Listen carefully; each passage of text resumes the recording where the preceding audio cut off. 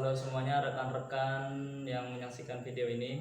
Alhamdulillah, puja dan puji syukur kita haturkan kepada Allah Subhanahu wa taala, dan sholawat sering salam selalu kita curahkan berupa sholawat kepada nabi kita, yaitu Nabi Muhammad SAW. Semoga kita diakui sebagai umatnya yang menjalankan sunnah-sunnah Rasulullah dan mendapatkan syafaat yang menjazakallah, amin ya rabbal alamin.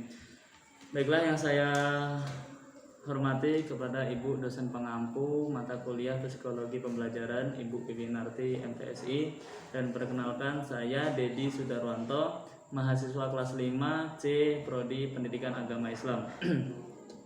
Di sini saya akan memaparkan atau menjelaskan materi tentang psikologi pembelajaran, yaitu tentang faktor-faktor yang mempengaruhi perkembangan pada jiwa seseorang.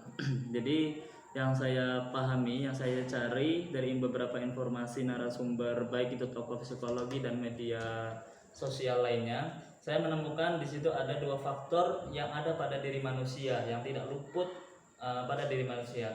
Yang pertama adalah faktor intern, dan yang kedua adalah faktor eksternal. Jadi faktor intern ini seperti yang kita tahu adalah internal atau yang dari dalam.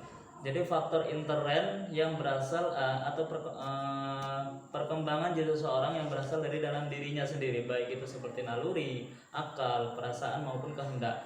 Dia mau berbuat apa, dia berpikir bagaimana, itulah faktor dari intern tersebut, bawaan dari dalam dirinya. Lalu selanjutnya faktor eksternal. Faktor eksternal di sini adalah faktor yang perkembangan jiwa seseorang itu berawal atau bermula dari luar, ya. Baik itu seperti nanti pergaulan, kekeluargaan yang lainnya sebagainya. Jadi di situ yang saya temukan dari beberapa sumber, maka akan saya paparkan satu persatu secara rinci pembahasan mengenai materi berikut ini.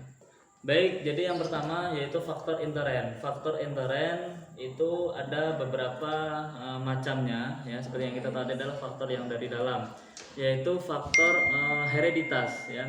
Hereditas adalah sifat perkembangan jiwa seseorang yang berasal dari DNA manusia.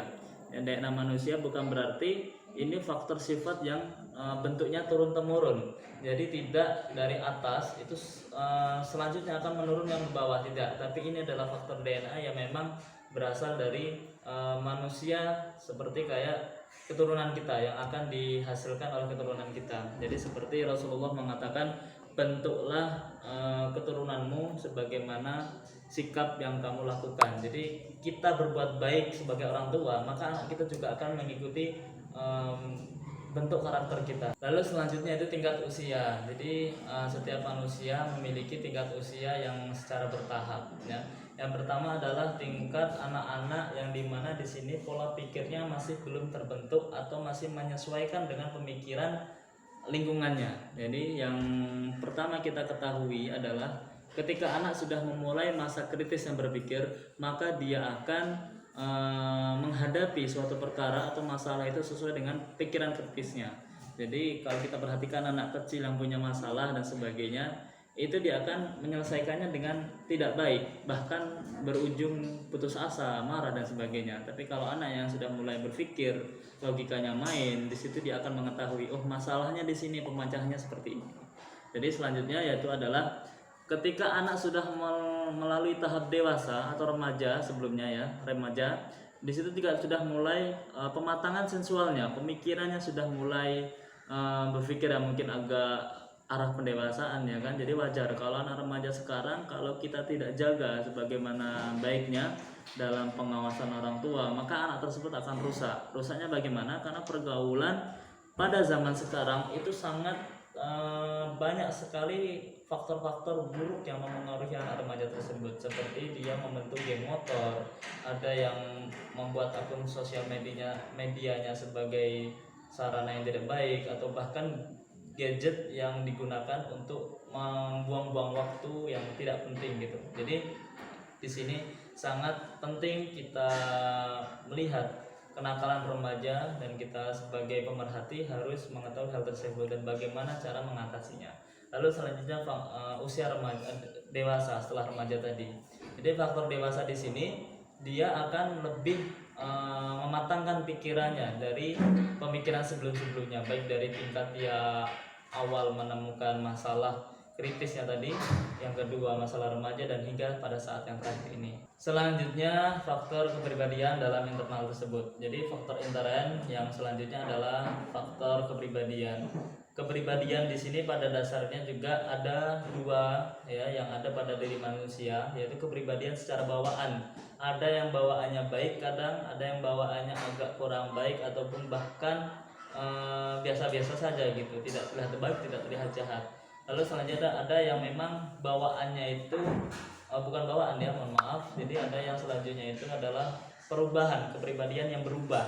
Nah, jadi ini adalah yang keberadaan berubah ini faktor internal yang terpengaruhi oleh faktor eksternal tadi. Seperti yang berubah tadi kan, kalau kita masih kecil ya, itu permainan kita atau pemikiran kita hanya sebatas itu. Semakin kita menginjak usia yang remaja, maka di situ juga faktor bawaan kita akan terpengaruhi oleh lingkungan tadi. Yang kecil kita bermain seperti itu, seperti ini, yang besarnya juga akan berubah. Lalu yang faktor bawaan tadi, faktor bawaan yang memang kita terpengaruh oleh bawaan dari awal. Contoh seperti orang tua kita mendidik dengan baik, maka kita juga akan berperilaku baik sebagaimana yang dicontohkan kepada orang tua kita, keluarga kita. Jadi maka perlulah kita jikalau mendidik anak itu dari pertama kali dia masih kecil, kita luruskan dengan hal-hal yang baik, seperti dalam sebuah kitab yang termaktub yang pelajarannya adalah tanaman yang masih kecil itu masih gampang dibentuk daripada yang tanaman sudah besar, sudah kokoh, kita bentuk maka akan patah, sulit itu. Jadi selanjutnya adalah faktor kejiwaan ya, atau kondisi kejiwaan pada manusia. Jadi ini adalah yang salah satu faktor terpenting yang harus kita jaga. Bagaimana tidak? Andai kata misalnya kita punya kondisi jiwa yang tidak normal, ya mohon maaf mungkin ada kurang akal di situ dan sebagainya, maka susunan kehidupan kita akan tidak terbentuk sebagaimana orang-orang normal lainnya, ya yang sekolahnya dia bisa memahami beberapa materi, tapi jika ada orang tidak normal bahkan untuk melakukan kepentingan sendiri saja tidak mampu, ya mohon maaf itu kelainan pada jiwanya. Jadi kita harus bisa menjaga faktor kejiwaan ini dengan cara pola hidup sehat kita dijaga. Banyak orang yang normal menjadi tidak normal karena pergaulan atau kecanduan narkoba, ngelem dan sebagainya, itu sangat harus dihindari karena mempengaruhi pola pikir anak untuk memahami suatu materi ataupun pemahaman-pemahaman yang dia hadapi.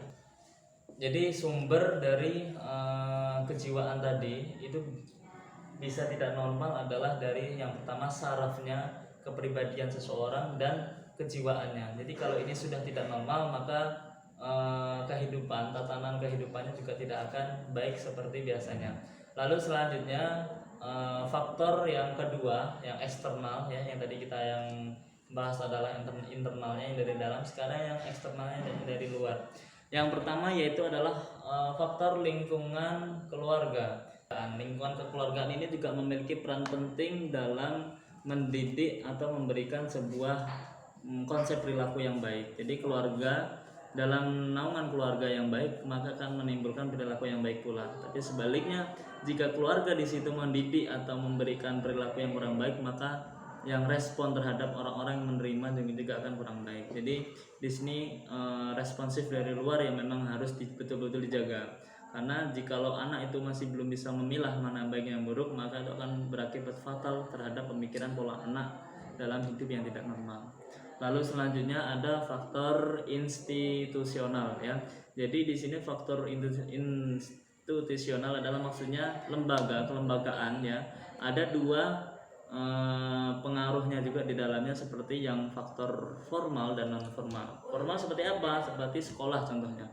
Kalau non formal itu adalah seperti organisasi maupun perkumpulan lainnya yang mungkin ada dalam lingkungan. Jadi faktor yang pertama yang sekolah tadi itu dipengaruhi dari luarnya, dari luar ketika dia bersekolah, bukan faktor keluargaan ya. Dari luar dia bersekolah, apa yang dia dapat di sekolah, pergaulan di sekolah, maka itulah yang akan dia dapat dari faktor dari luarnya. Lalu selanjutnya yang perkumpulan organisasi juga sama. Jadi tidak yang dari non formal maupun yang formal, itu semuanya sama-sama akan mempengaruhi pada jiwa seseorang dari luar. Dan terakhir yaitu dari faktor eksternal adalah lingkungan masyarakat. Nah ini adalah peran yang mungkin luas cakupannya ya, karena masyarakat itu berbeda-beda karakternya, ada yang mungkin keras, lembut dan sebagainya. Jadi kita harus bisa mengerti kondisi masyarakat kita bagaimana. Seandainya masyarakat itu kita tidak bisa mengikuti aturan atau perilakunya, maka kita tinggalkan. Maksudnya jika kita tidak bisa merubah atau kita mudah terpengaruh, maka kalau bisa sebelum kita terpengaruh dengan hal-hal negatif tersebut, maka kita sebisa mungkin menghindarinya.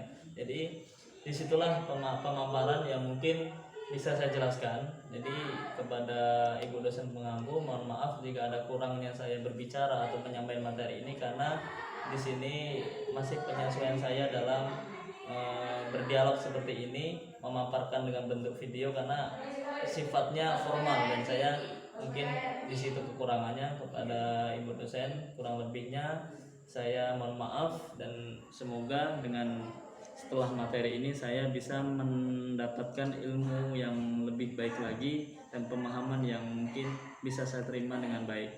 Baik, saya akhiri cukup sampai di sini video kali ini. Saya akhiri. Wassalamualaikum warahmatullahi wabarakatuh.